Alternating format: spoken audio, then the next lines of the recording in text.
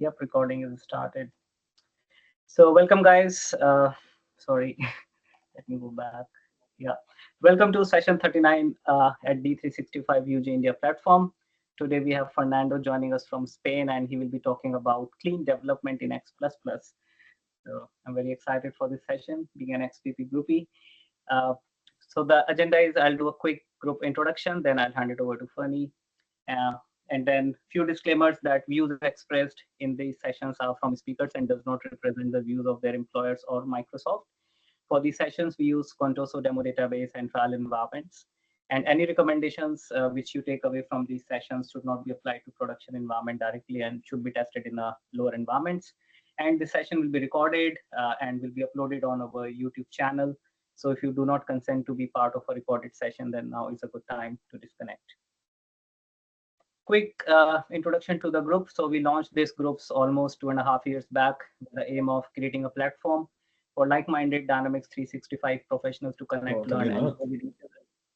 We are getting good support on LinkedIn. We are almost about to reach 3,000 members. So thank you everyone who has been supporting us and who are joining us and helping us to drive this group forward. This group is currently led by 4 volunteers, myself, Umesh, Satya, and Deepak. Uh, I, Umesh and Satya are based in Australia, and Deepak is based in UK. All the sessions which we have conducted in the past are available on our YouTube channel, so feel free to check it out. Our handle is D365UG India. So like it, subscribe it, leave your comments, and help us to improve it. So today we have Fernando joining us, and he will be talking about clean development in X++. So without taking any more time, over to you. Thank you. Okay. Thank you, Ratsit. I'm gonna share my screen and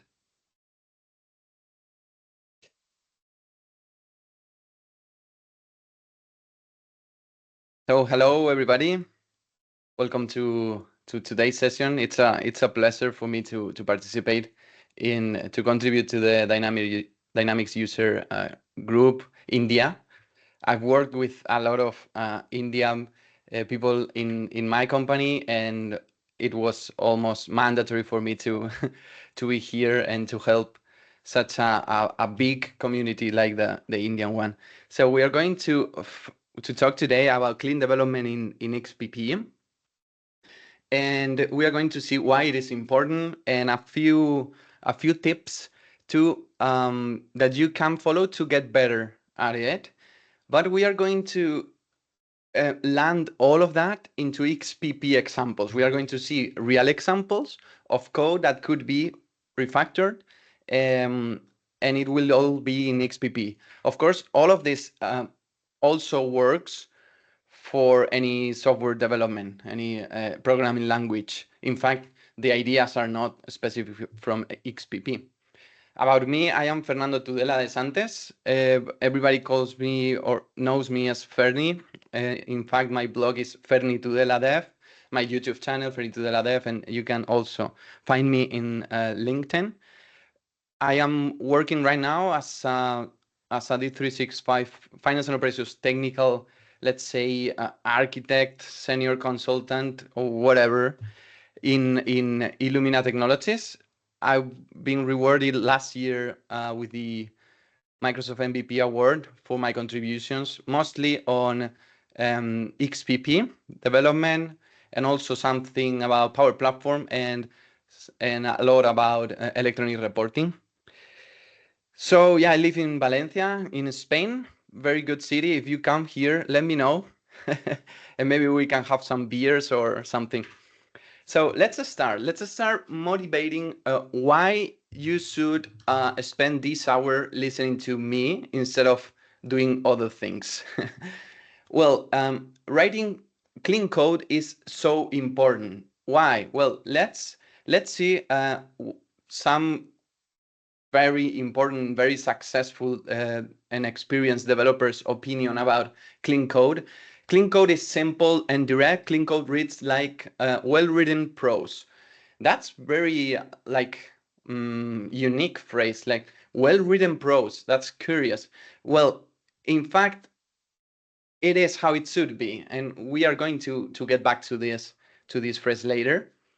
Then Guido van Rossum, that it's the creator of Python, so I guess he will know a few things, said that code is read much more often than it is written. So the ability to read code is more important than to write code. Yes, and also Robert C. Martin in Clean Code, in the Clean Code book that I fully recommend to anybody here, said the ratio of time spent reading versus writing is well over 10-1. So why clean code is so important? Well, because anytime you invest on making the code easier to read and to maintain in the future, it's going to come back to you multiplied by around 10. Because if I write a code today, my team or even me in the future is probably going to probably read it 10 times more than modifying it. So do it as clean as possible. And also if we do it maintainable, it will be easier to modify. So basically, common sense. Don't just think on the short term. Think long term. It will, trust me, it will pay back. I know we are in an industry where we are very focused on the customer, on deadlines, and sometimes it's hard to say, well, I only have 1 week to do this, so I am going to make it work. That's not good enough, because then you will lose the next deadline, because you are acquiring technical debt. So if you want to not only match your current deadline, but matching future deadlines, please do an extra effort. Make sure you write clean code. So what could you do? Keep asking yourself, is this code that I've written easily understandable for or by another developer, or even by me if I wouldn't have written it? If not, how can I make it easier for them to understand? And also another quotes from very famous people like Ken Thompson, that it's the creator of Unix. He said, one of my most productive days was throwing away 1,000 lines of code. That's pretty funny. Look how the raccoon is reacting. It's just, if you are copy pasting the same code n times, that's awful. You are going to have 1,000 lines of code and almost the same logic repeated once and another. And when you have to maintain that, you will have to, if you have to change anything, you will have to change it in 10 different places. You will have different versions of the same logic. It's a mess. Trust me, you don't want that in your code. So let's start with tips. We are going to go from beginners to experts, okay? So calibrate your code smells detector, your nose. Why? Well, why am I saying code smells? It's a concept that that it's used a lot in the clean code book. A code smell is something that you see and you say, this is not right. So it's like if it would smell, let's say. So we have to train our nose to detect them. If you are starting, you are probably like this dog that is trying to smell, for example, very purely. It's just attached to the wall. This dog is not going to smell anything. So if you are in this level, make sure you use meaningful names and make sure you don't hard code stuff. Always use labels, create parameters. I don't want to spend much more time here because we are going to see it later with examples. The second dog is able to smell very strong smells like this one. So it's advanced because he's able to like, if he sees a very long method, he's gonna say, this method is too long. I think we should split it in different methods. If he sees that there's the same logic copy pasted 10 times in the same class, form, whatever, he's gonna say, why not factoring this out, putting it in a method, and call it from everywhere? Yeah, that dog is in the right path. And the ultimate, this little guy from here, he's just smelling everything. If you have drugs in your luggage, you are doomed with this guy, because he has trained a lot his code smell detector, his nose. So at this level, you have to you also will detect a method that is saying you I am validating something, and behind the scenes it's also doing another stuff. That's not a good method, because it's not following the single purpose, or as I like to call it, it's a liar, because it's telling you I am validating. No, you are not only validating, you are doing more things. Then we will go to the granularity concept and how we should put the appropriate level of detail in our code. And later, always test your code and do it automatically. This is very controversial in our industry, in consulting.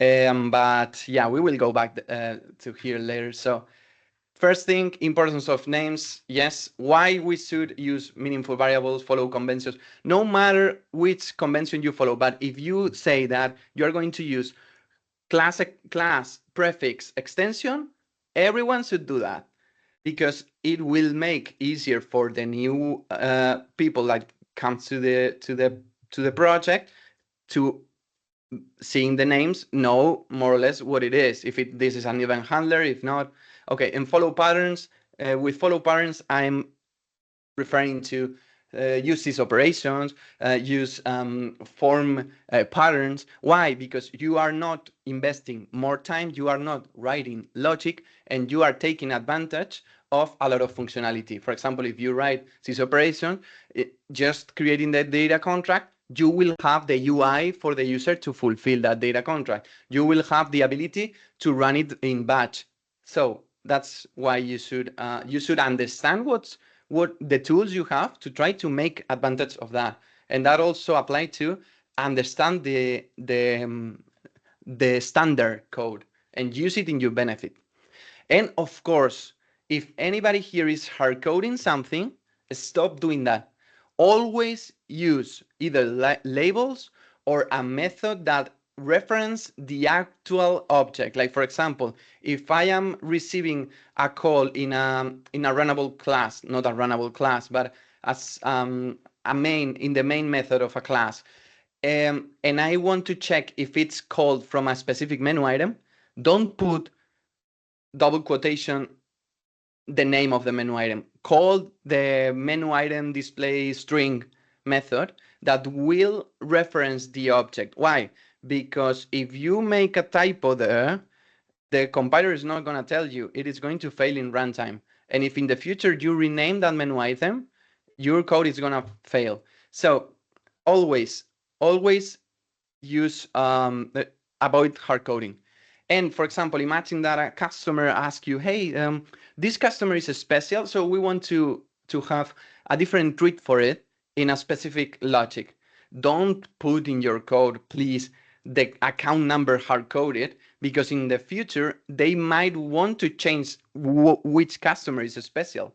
If you expect more than one customer to be special in that sense, create a checkbox in the details, in the master, in the customer profile.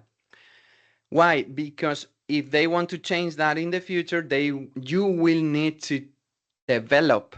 So let's do our code more flexible. Let's give the user always the possibility of parameterized stuff and that stuff. Okay. And of course, use labels. imagine if we don't use labels, and then when you are 6 months after you started the project, they ask you to translate it also to French. No, it doesn't look like, it doesn't sound like a position I would like to be there. So create labels, and if you have to translate it to French, get that label file, send it to ChatGPT, ask him to translate to French, and you've got 95% of the job done. Then of course ask somebody who knows French to review it. But yeah. And about be better at scouting code smells, I don't want to spend more time here talking. Let's see code. Okay, let's see code. And what we are going to focus is on, of course, small methods, keep maintainability in mind, and reuse code. In fact, reuse code is part of the maintainability. But basically, please, long-term vision. Especially if you're a junior, when you're a junior, you're focused on trying to make the code work. Anybody could do that, but not everybody is able to write code that will age good. So let's see some examples. Let's start by the teacher's lookup. I am reusing code that I have here from a presentation I did long ago. It's about paddle, that it's like tennis. Okay, so we have tennis module where we are booking some classes with a teacher of tennis. So we have the booking table from date to the date time, that it's basically the period we want to reserve a specific court and a specific teacher. So it doesn't matter. The functionality behind this, it doesn't matter. The important is the code. So let's see how to do wrong. For example, this teacher needs to be a teacher that it's related to the paddle court. So this teacher needs to be in a center that within that paddle court is located. So we have to write some logic for the lookup. Let's go for how to do it wrong. Look at this. We could do this. We could go to the form, go to the control, and we could override the lookup reference in the form control. Okay. First error. First error. The lower the better. The lower the better. That means if you can put something in the table instead of in the form, it's better. If you can put something in the form data source instead of in the form control, it's better. The lower, the better. Why? Like, this is not just, you don't have to learn this in memory because it is what it is. No, you have to understand. All of this is because I might want to reuse this logic if I want to have this same field in another place within the same form, or even in another form. I want to reuse all this logic. If I put that logic in the control, there's no way we can reuse it. First error. Second error, meaningful names. I don't know what is this QBDS1, QBDS2, QBD. Okay, I know it because it's pretty simple, but why not put in some more names here? At least we don't have hard coding here. An applause for the developer who did this. It's me, by the way. But there's no meaningful names. We are way too up in the schema. We are in the form control. Very bad. And this method, it's a little too long for my taste. I like the smaller the better, because this is the lookup reference. Well, yeah, let's go ahead. So if we see, we could have done. I don't know if that was a question. I don't think so.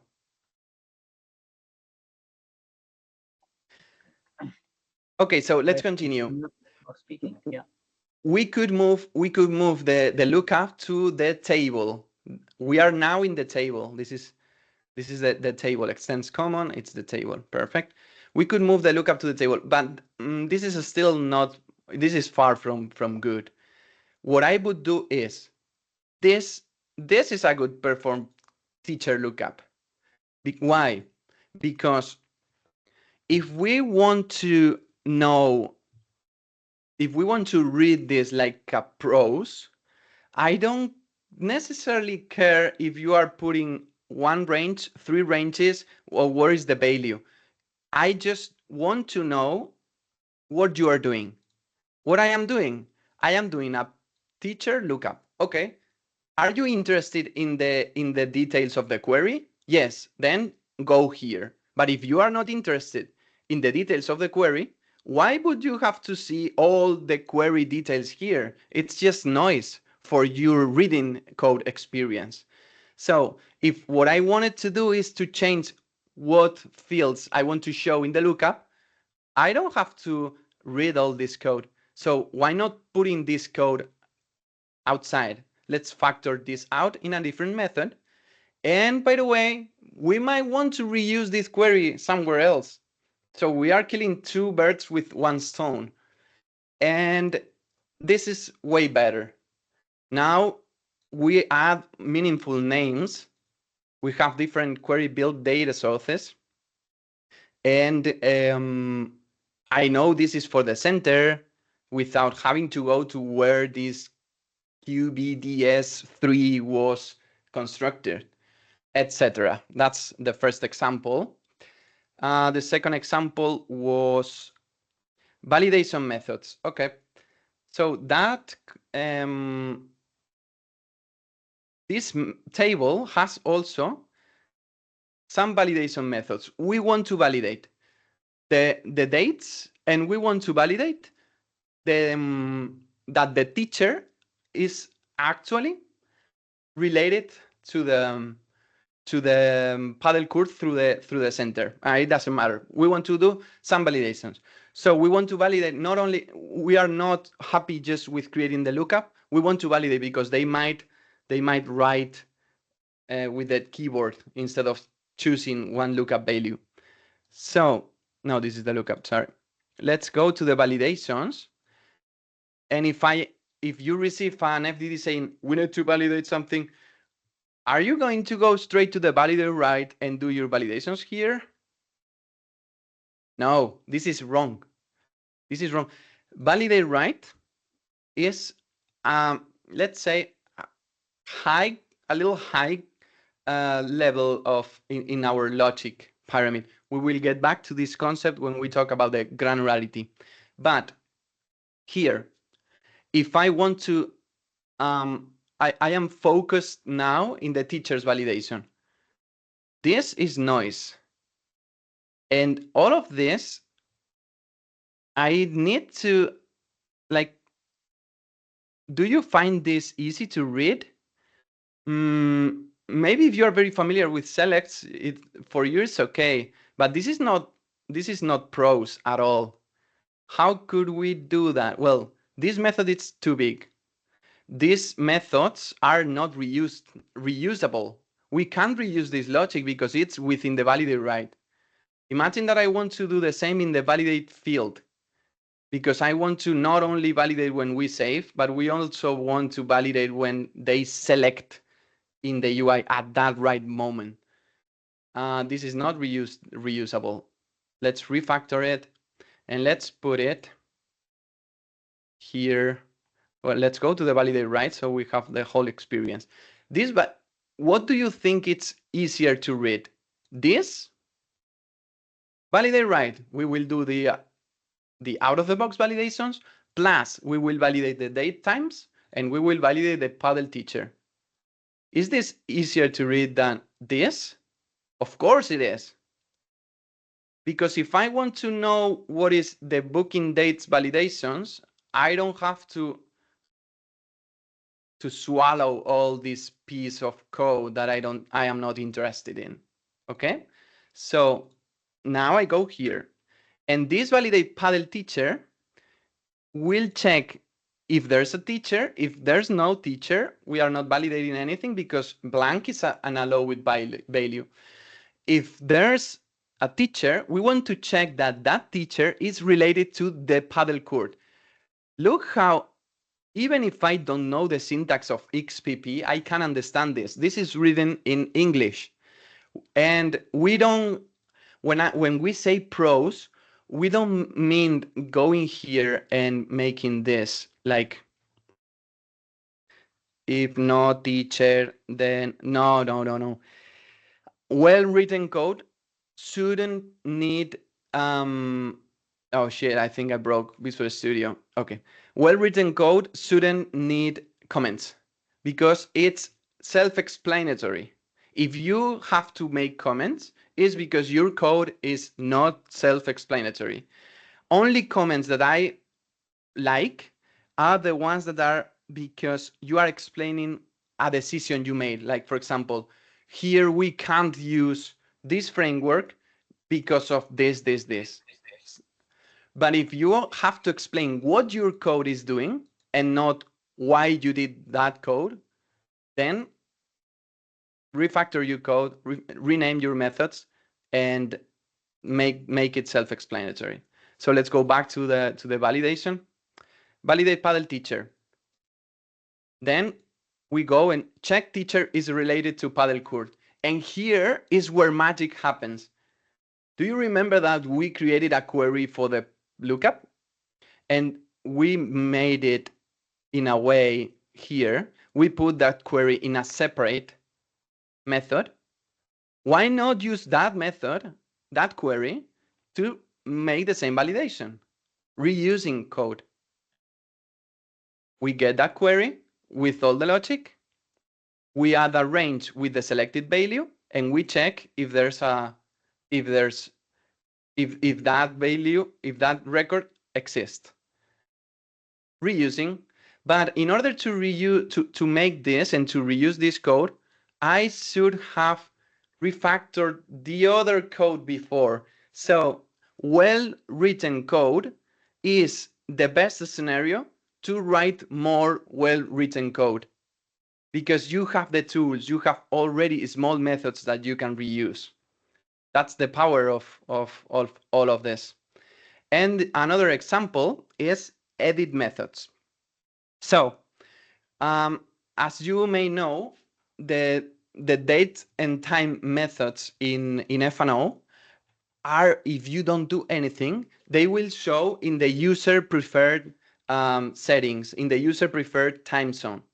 But in this case, we are doing a solution, and maybe a center is in Brazil, another center is in India. So we need to manage that, to manage the date reservation based on the time zone of the center. So again, don't worry about the code. Basically, we need to do an edit method that will receive the UTC date time, and it will convert it based on a specific time zone. Okay. So since we need to do that, we need to create an edit method. For the people that don't know what an edit method is, it's like a display method, but well, it's not like a display method, but you can set. So you have, for example, a field in your table, and you want to show it in the UI with a conversion. So when you when this set is false, it will act as a get, and when this set is true, it will act as a set. It's just like adding extra logic to wrap the information you want to show in the form. Okay, so here we need to do this edit date time from for the date time from field. We need to do the same for the date time too. Do you see any problem here? Don't you see that we are having a lot of logic copy pasted? If we want to have a little framework or a little logic to handle time zone managed fields, why not moving that to a method? and do it generically. So this example, I put this example here just because of that, because I wanted to talk about how to generalize your code. So what I did here is I created a this time zone managed UTC helper that will be used for any edit method that will receive the value and the boolean. This is for the method. It will receive the common, like the record we are working with. It will receive the field ID. That's the field ID of that particular UTC and the time zone. So doing this, I factored out the logic in a different method using the record and the field ID, and I can reuse it anywhere in my application. So how it looks, how the edit methods look now. I just send set UTC, and I here send, in this case, the from date time, and in this case, the to date time. This is an example of generalized logic to use, for example, the field ID or table IDs, etc. And look how I consume this field. This is a common record, so it's like it can be any table. It's like the parent of the tables, let's say that way. And here we have the field ID, so I can make dot and parentheses. But the specific syntax here is not the important thing. The important thing is that you have to know that you can do things like this. You can do things like this. You can work with inheritances. You can work to try to put the most logic you can in a better place to be reconsumed n times.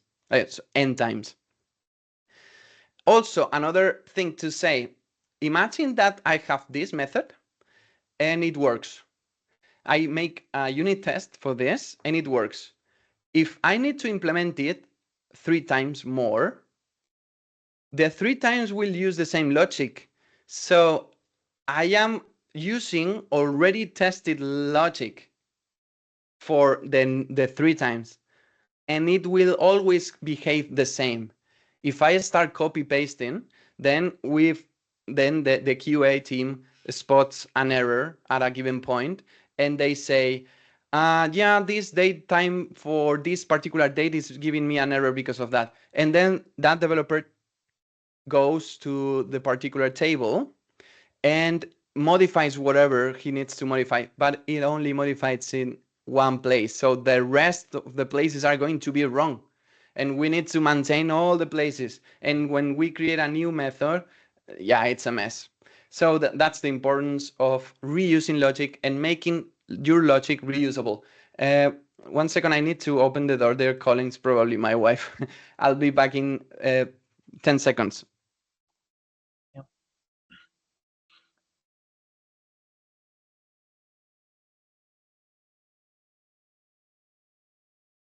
Thank you for posting your questions in the chat window.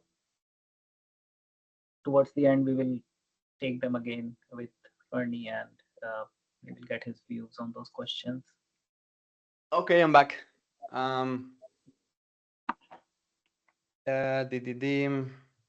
Let's continue with the PPT. I think we were here, the edit methods. Yeah, let's continue. We will, oh no, I didn't want to do this. We will get to the point where I am going to ask questions, so please be ready. Wake up, everyone. Yeah, so we were talking about these examples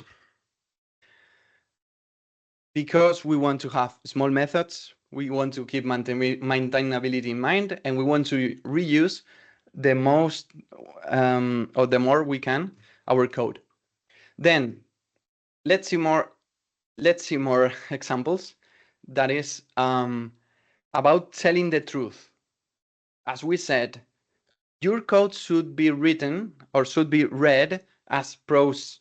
So like we said with the validation, no, we had validation, validate teacher, and then you go to validate teacher, and validate teacher is validating if check if this teacher belongs to this center. Imagine that you have that method, and then that method does something else. Then you are losing all the benefits of your well-written code in terms of readability, because you don't trust that method, and you will have to go inside that method and read it from the beginning to the end. Also, we will go back to the granularity concept and how to apply it, and about unit tests. There's no time to talk about unit tests, I think. So if you want to do it, I have a session uploaded to YouTube I gave in Lisbon, where I go specifically just 1 hour about unit tests with examples how you can start writing unit tests in XPP, because I know it's something that not many people does. So this is an example of a layer method. When you see it here, it's pretty obvious, but I find this a lot of time, all the time, and unfortunately, a lot of times in the out of the box code.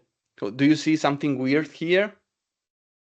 Let's ask the chat. It's assigning some value. Other than Yes. validating, it's assigning value. The answer from the chat is yes. Perfect.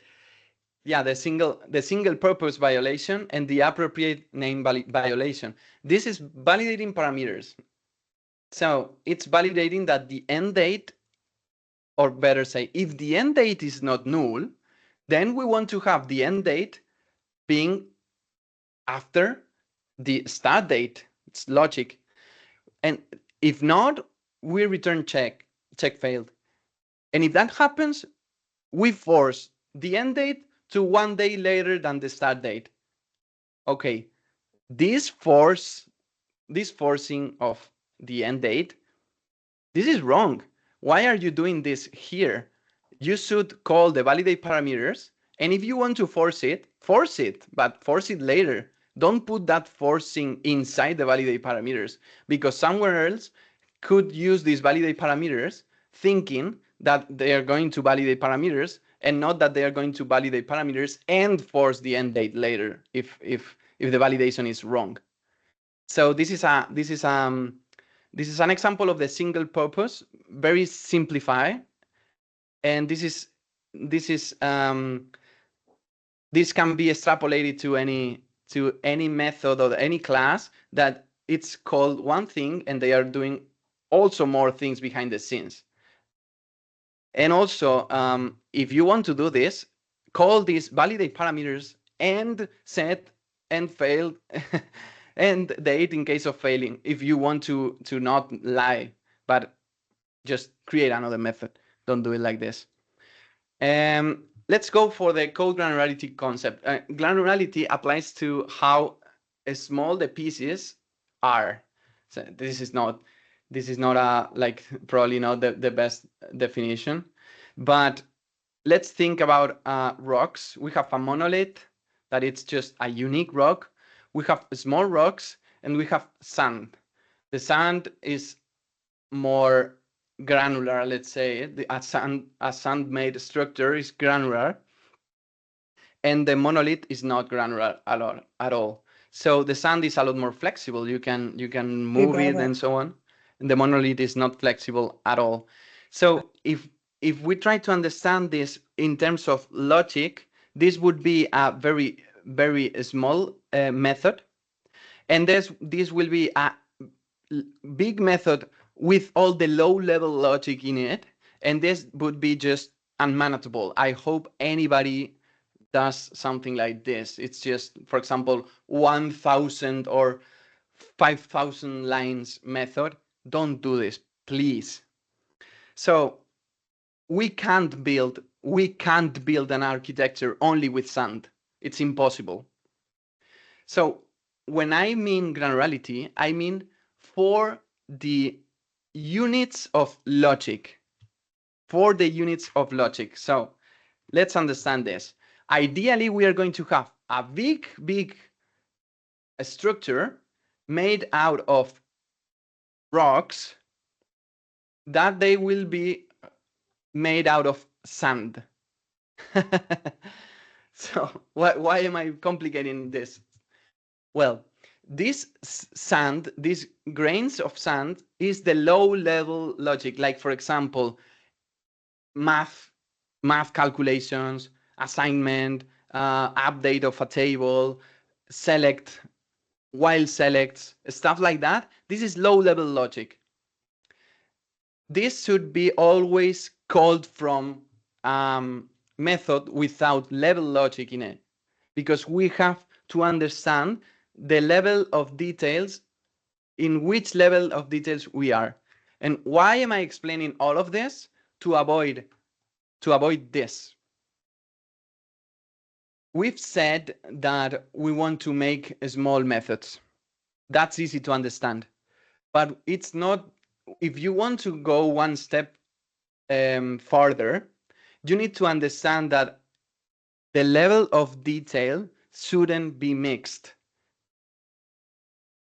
That means you have to understand until what detail your code needs to go at every level. Let's see examples. This is a standard code. So, sorry, let's see this. This is the validate delete of the cast table. So if you want to get better at writing clean code, don't do like the standard. Don't base your way of coding in the standard, because it is not clean. So validate delete. We have validate delete this account name, select first. I don't know what it is. I mean, I know, but it's not straightforward. On the other hand, here we have validate party association not in cast-ben net agreement relationship. This is pretty good, because if I don't give a single of of the validate party association not in cast, I don't have to look at this code, so I can just skip it. Why the standard is not doing the same with this? Because they are not respecting the granularity. They are not respecting the level. They are putting here the first part, the validations, and then they are creating methods that call the low-level logic. This is low-level logic, and this is not low-level logic. This is wrong.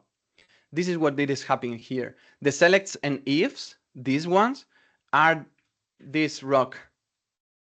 And the validate party as this is well done, and it will call other methods, or inside it will have low-level logic. So I can go to the validate delete and know what the validate delete is doing. In the validate delete, if we take a look at the validate delete, we need to understand what the validate delete is doing. If we need to go into more detail, we will go into more detail. But in this level, I don't have to see the particular select. So I refactored the validate delete of the cast table. Of course, I didn't save it because I can't do that.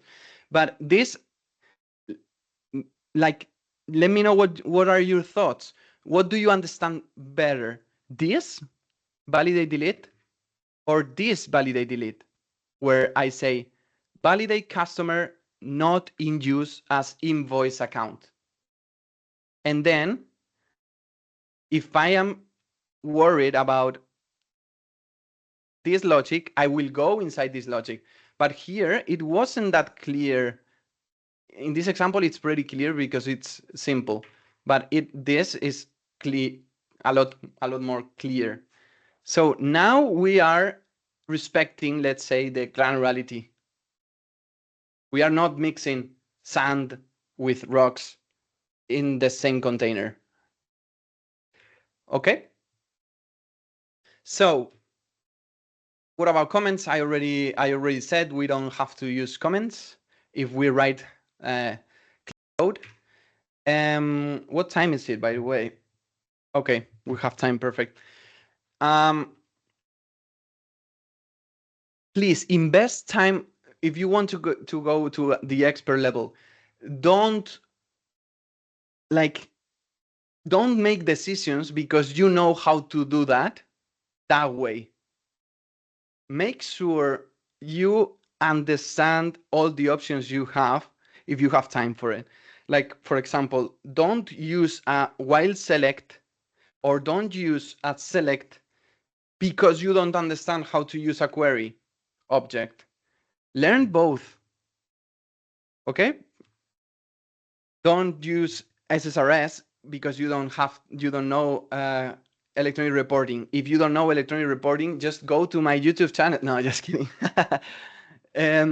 So make sure you use the appropriate tools. Make sure you don't reinvent the wheel. Make sure you don't go against the standard. For that, you have to spend time understanding how the standard flow goes.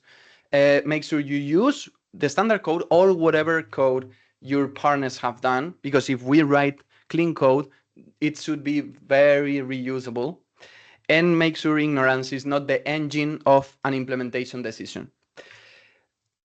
And this is, okay, this is not clean code related, but make sure you understand security and you understand performance. And because these are problems that in development phase and many times in testing phase are not spotted, and they are spotted later when the environment starts to grow, when we have more transactions, or when the users start to use it and security comes into place. So make sure, I wanted to have a specific extra warning for that. And let's land all of this into an example in XPP. So this is our example where I want you to resolve this for me. So we have 12 minutes, more or less, where I want you to tell me what's wrong here. Okay? A little bit of context. This is a button that, well, I don't even know what it is because it's very poorly written. This is a button that will send an email to a teacher about the centers where that teacher belong. So we have this BEAT Paddle Teacher Center link that it's linking teachers and centers. So we want to send an email to that teacher with the information of their centers. But if this is called from the BEAT Center form, we want to just send the email with only that BEAT Center information. This is the context, but even without context, what do you see wrong here? Let's check the hard coding as a start. Perfect. Hard coding. Yeah, that was the beginner, but let's start by the most important. This form name is hard coded. If I, instead of put bit center, I put bit cente without the R, this will fail in runtime. So well done. Yeah, I am seeing in the chat form data source string. Yes, that's right. You have to use form string here and form data source string here. Perfect. Move the code to menu item action. Perfect. Well done, Sad. This is in the clicked. Every time you put code in the clicked, ask yourself, why am I doing this in the clicked? Is it because I am lazy? If that's the answer, that it will be the answer, because there's no reason to make it in the clicked. Don't put the code in the clicked. Move the code to, yeah, like Sat says, put the code. The answer is yes. Juan Antonio says that, yeah, the answer is that whoever is lazy. Okay, so move the code to a menu item action. I want to punctualize. It's call a menu item action and move the code to, I would say, a sysoperation. A sysoperation. So you create a menu item action that calls a sysoperation controller, and you create a sys operation service that will manage the logic.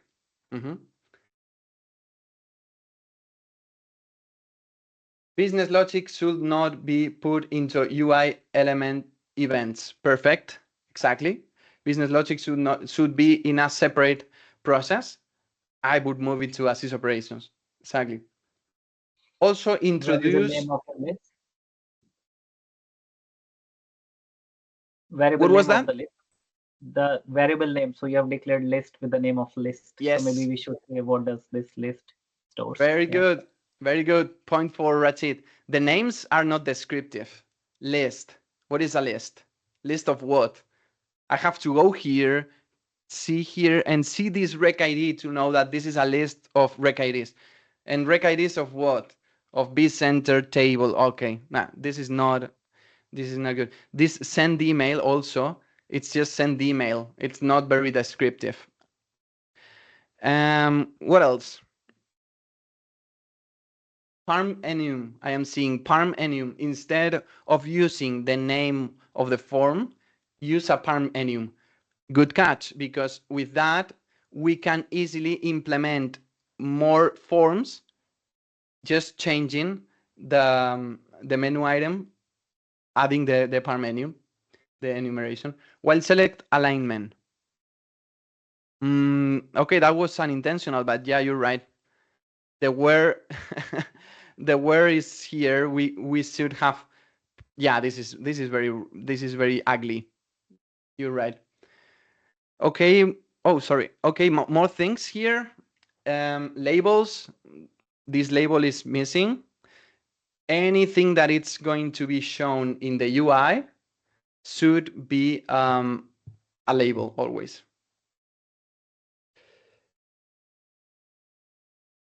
Where is buffer for bithpaddle teacher link? Yeah, there's no buffer. I didn't compile this code because I didn't have this send email method and I didn't have other stuff. So I just wrote the code and made a snapshot. We should have here the bithpaddle teacher center link here. Yeah. While select record from vCenter, correct. Taking performance into account, we could do a rec ID because we are only using the rec ID. Method having multiple functionalities needs to split into multiple smaller methods. That's absolutely right. We are here getting the list from the caller. We are getting the list from a while select, and then we are sending the email, and later we are updating the bithpaddle teacher. So we are doing here a lot of stuff. Declare variables as local as possible. vCenter. Yeah, here we are. The vCenter is because we are in the form. So the vCenter is the current record. It can't be a local variable because it's the current record. It makes sense. But we could, like in the refactored version, we are going to send that current version as a parameter, and it will be a local variable too. It is a local variable. Well, it's not local from this method. It's global in the scope of the form. Okay, and what about error handling as well? Yeah. Sorry? There's no error handling in this method. Like there's no error handling. What happens? That's true. There's no error handling.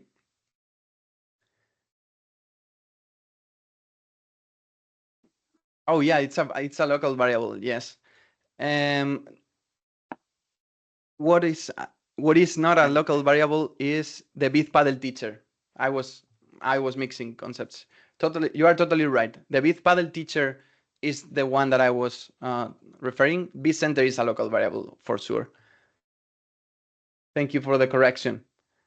Do you want to see like my refactor version?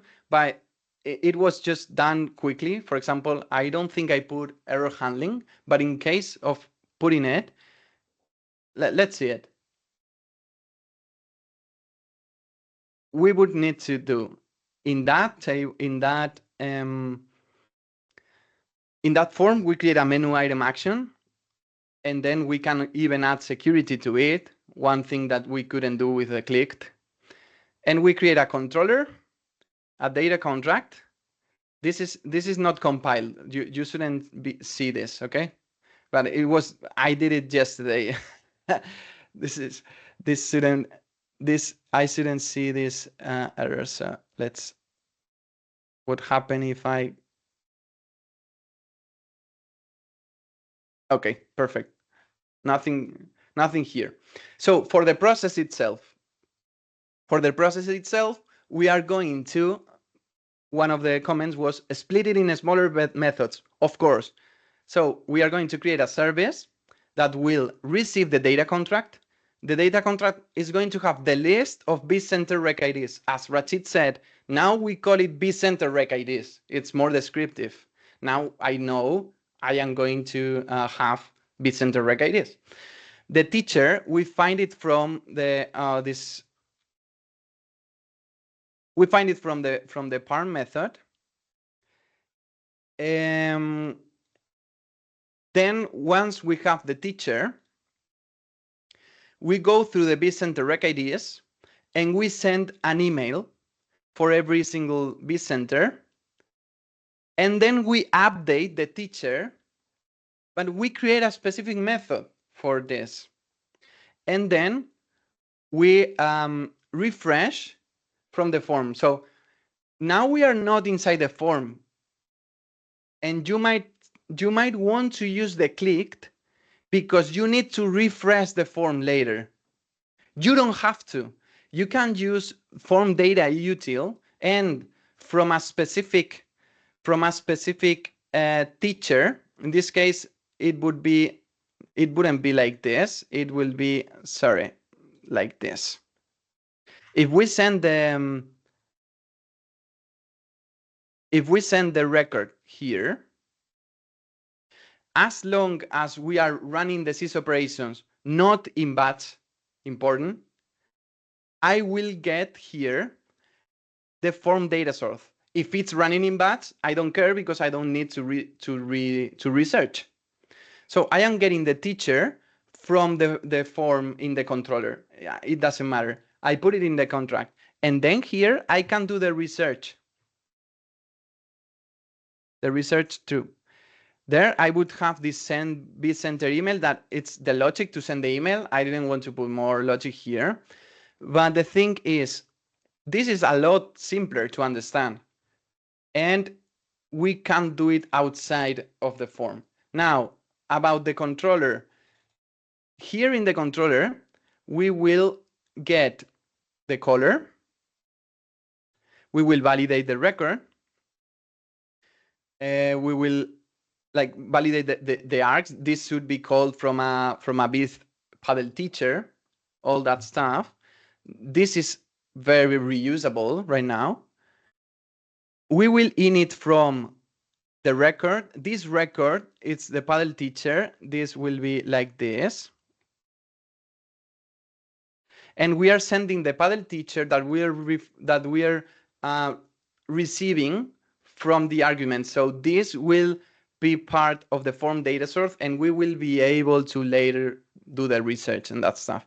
And then we make a method to get the vCenter list. And inside the vCenter list, we have two different options. That is, we are being called from the vCenter form, then we want to use that in particular. And we could implement here the parm enum that Saad was talking about. And if not, we are just going to, if there's no element, we are just going to go for all the related vCenter list rec IDs. And look how I am putting this into the paddle teacher, because getting from a specific paddle teacher all the related vCenters might be useful for another scenarios, not only for sending an email. So this way we are adding the logic in the lower level possible, in the table, because there is easier to reuse. And that would be more or less it. We go to the service, we do all the stuff, and And that's it. I think that's all I had. It's 1 hour now, so I think we are good in terms of time. Or was it expected to be 1 hour or? So you're spot on. Yeah, It was a very nice good. session. But yeah, we have some questions in the chat window, Fernie. First of all, a big thanks for presenting it. If anyone wants to give any feedback, please feel free to unmute and convey the message. Okay, so what are the questions? Yeah, there are some in the chat window. I'll just try to cover them. So there's a question from Vignesh around, do we need to use Azure Git or TFVC for X++ development? Like, what is your recommendation? Can you say that again, please? What do you recommend for version control, TFVC or Git? I recommend Git. Yeah. I recommend Git because of the flexibility. You can have, for example, I work in ITS. We work in some cases. We are developing an ISV, and in some cases we want to have the ISV repo plus the customer repo, because we want to debug an error that it's caused in a customer environment, and it's caused by the ISV code. So we want to debug it inside the customer environment with the customer database. With the Team Foundation services, I think you can only have one repo. With Git and Symlinks, you can have as many repos as you want. That's an example. Yeah. So I recommend Git. Cool. Thank you. There is a question from Dilip. What is the future of X++?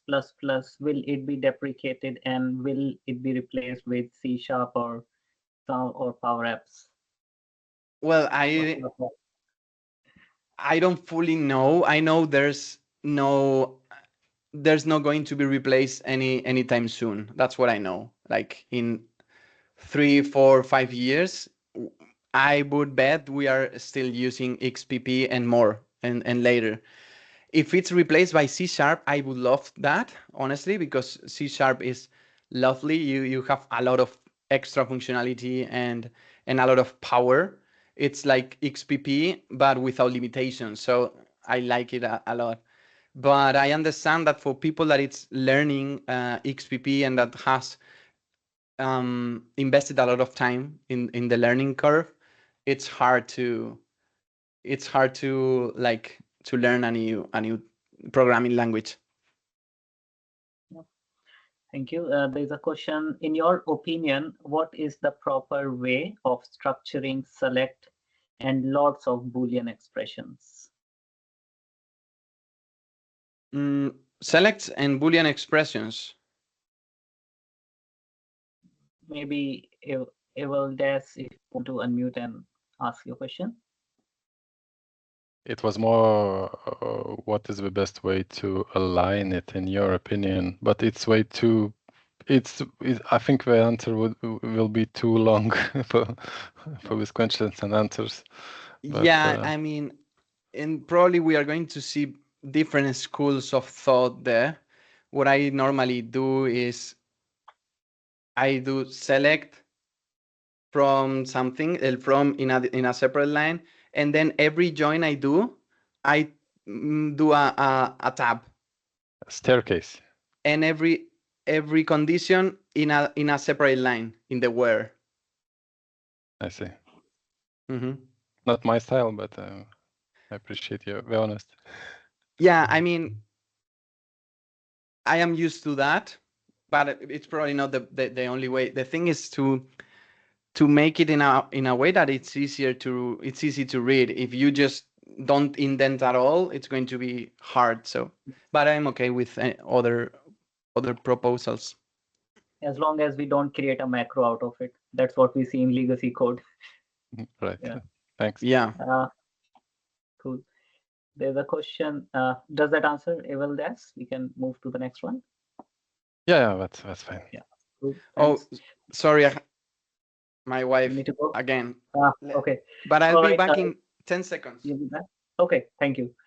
Yeah, I think there is. I just see one question from Deepak, but if there is anything else which someone wants to ask him, feel free to ask. We can extend it for a few more minutes and get his views on your questions. But thanks a lot for joining. I think it's one of the biggest attendance in our sessions. Like we almost crossed 90 attendees, so that's a big achievement. So thank you everyone who have joined.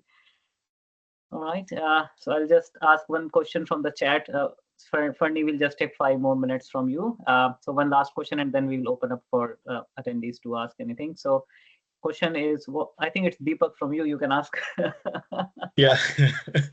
So, I mean, again, there could be multiple different ways to manage this, but what would be your suggestion to manage the long names for a method? While you were showing one of the example, I see there was a method with very long name, right? So what would be your suggestion or recommendation to manage where we have to have a long name on the methods? Yeah, sometimes when you have a very, very long name in the method, is because you are trying to do many things. Mhm. So if your method is in the place where it should be, you shouldn't need to write a very long method, because if you are in a class to send an email, or if you are in a class in a specific context, that context is not needed to be added in that method. So if you are making a method in the cast table, for a custom table that you have there, and it's doing one thing then you have to add very long names. So it's not a problem to have long methods, but as long as they are readable. If you have a method that it's this long, nobody's gonna read it. So either you are doing too many things in that method, or you are putting that method not in the right context, because you have to explain too many things. Yeah. Y ahora ya sí. Como siempre, bueno, os invito a todo el que quiera a... Someone is on mute. I think that was Spanish. Yeah. Thanks for end of. I don't know if I answered the question. No, that's fair. Funny, I said, there could be multiple views to write that, and definitely it makes sense to split them in a multiple ones, so at least we can shorten the names. And yeah, I'd like to take a couple of more seconds, Ziti, if that's okay. Thank you so much, Funny, for the session. I have seen many real world examples, which myself also sometime out of XYG, maybe a bit laziness or something. So we made those mistakes. So, but point noted, it's always better to spend a couple of more minutes now and then put more hours later. Thank you so much, Bernie. Thanks to you. There's a question from Kishore. Yeah, sorry, I dropped this call in middle for some urgent work. So my question quickly, I will ask you. It's not related to directly to X++ development, but you mentioned that you also handling the ISV solutions, right, while development. So my experience in my few clients, they are using lot of ISV solutions. If I see my metadata folder, under that metadata folder, there are 8 to 10 ISV solutions, and after that my custom model is there, right? So it's very difficult to manage all these things. So I thought all ISV solutions should I put in another folder, and my custom model, right? Something like that can we do, because it's whenever we are mapping to the our local folder in service drive. So we have to keep that same folder structure, right? So we can't put all ISV solution inside one of the new folder. Instead of that, in the branch, we have to keep all open, like all folders at the root level. So how you manage, means is there any solution to manage these multiple ISV solutions to isolate them from our custom model? I hope you understood my question. Yeah, I think I did. I can tell you what we do. I don't know if that will solve your problem, because we don't have that many ISVs. But when we are talking about the binaries, we just include the binaries in the customer's repo, and in the script that will create we put them in just metadata, our custom model or custom package of models, better said, and then the ISVs. and the symlink script that creates the symlinks will just create the symlinks for you. So I don't know how that can be like, how that can mess the development experience. No, it's not about development experience. Development experience, we are doing actually all development in our model only. But whenever we are actually doing get latest, or whenever we are dealing with the source controller, right? Oh, so yeah. at that time, it's very huge list of models and then our model. So it's Yes. Yes, I know what you mean. Every time you change the binaries, they are kind of protected. So when you get latest, you don't get the latest actually, because the binaries are protected. Yeah, I don't have a good answer for that. What we do is we delete the repo and we recreate it again, and that's it. It's once you get used to it, you can do. I'm doing same right now. Git is pretty flexible, so you can do that in 5 minutes. So what we don't change the binaries very often, by the way. It's a version change, then only I think we are getting the latest version of that. But if you have 7 ISVs, like in your case, then that's a real problem. So yeah, I don't have an answer for you. Okay, fine. I think with Git you can separate out the. It's a really good question, by the way. Yeah. Okay. Yeah. Cool. Thank you. Yeah. Any other final closing remarks from anyone? Cool. Thank you. I just want to add one thing. Sorry, someone is saying something. Umesh, you want to say something? I was saying that it was a wonderful session and it really made me very interesting topics. The pictures and all those things was very nice. Thank you for that. Yeah, you have done really great job with this preparation. Kind of. Yeah. Maybe if you can add one bullet point, I read somewhere that always code as if the guy who ends up maintaining your code will be a violent psychopath and who knows where you live. For the answer for the Kishore, sorry guys, just not to interrupt. First of all, whenever you receive an ISV, you just install it in your dev box first and push it into the DevOps. I mean, in the DevOps. And that way, and do not take the package straight away and install it into the DevOps, move it to the DevOps. Install it in the DevOps, I mean the DevBox first, and check it into the DevOps. And that's the easiest way to get that way. So that's what we have to do, multiple ISVs, even though if you do the pipeline building, it will automatically include those models automatically with the Microsoft hosted agent as well. Yeah. Correct. Yeah. Yeah, but when there are many people working in the same repo and one of them update the repo, the rest have to do the same.